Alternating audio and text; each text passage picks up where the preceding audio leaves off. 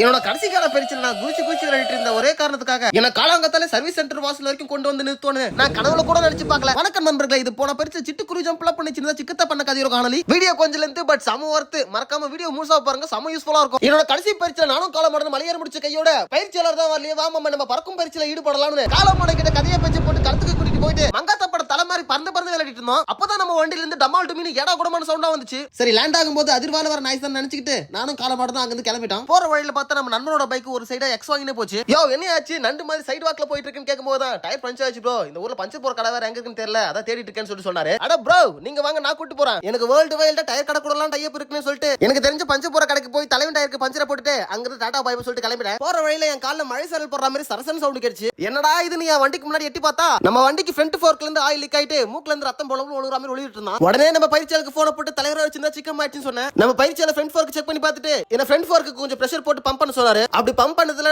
Front ஃபோர்க்ல இருந்து வந்த sound மட்டும் கொஞ்சம் கேளுங்களேன். ஏண்டா ஃபோர்க் சீல் உடைஞ்சு இப்படி சத்த வர அளவுக்கு நீ என்னடா பண்ணி தொலைச்சுன்னு கேட்டாரு. போனே தலைவரே, நான் இன்னைக்கு கொஞ்சம் சின்னதா சிட்டுக்குருவி ஜம்ப்லாம் பண்ணிட்டு இருந்தேன்னு சொன்னேன். அப்படி என்னடா சிட்டுக்குருவி ஜம்ப்னு சொல்லிட்டு கேட்டாரு. நான் உடனே வீடியோலாம் எடுத்து காமிச்சேன். அதுல ஒரு ஜம்ப் மட்டும் முன்னாடி டயர் முதல்ல லேண்ட் ஆகிற மாதிரி ஜம்ப் பண்ணிருப்பேன். அதை பார்த்து ஏன்டா தற்கொலை, உன்னோட வண்டி வெயிட் ஃபுல்லா ஃப்ரண்ட் ஃபோர்க்ல வச்சு லேண்ட் பண்ணா ஃபோர்க் ஆயில் சீல் மட்டும் இல்ல, உள்ள இன்னும் என்னென்னமோ உடைஞ்சிருக்கும். நீ முதல்ல ஃபோர்க் எடுத்து போய் சர்வீஸ்க்கு விடு, அப்பதான் உள்ள என்னென்ன உடைஞ்சிருக்கு சொல்லிட்டு நமக்கு தெரியும் சொல்லிட்டு சொன்னாரு. சரி, நானும் அடுத்த நாள் காலையில நம்ம வண்டி சர்வீஸ் சென்டர் கொண்டு போய் விட்ட கதையை நான் உங்களுக்கு அடுத்த வீடியோ சொல்றேன். அது வரைக்கும் சேஃபா இருங்க, ஹெல்மெட் போட்டு வண்டி ஓடுங்க, இந்த மாதிரி சிட்டுக்குருவி ஜம்ப்லாம் பண்ணாதீங்க. மறக்காம நம்ம சேனலுக்கு ஒரு ஃபாலோ அண்ட் சப்ஸ்கிரைப் பண்ணிக்கங்க. அது வரைக்கும் டாடா பாய் பாய்.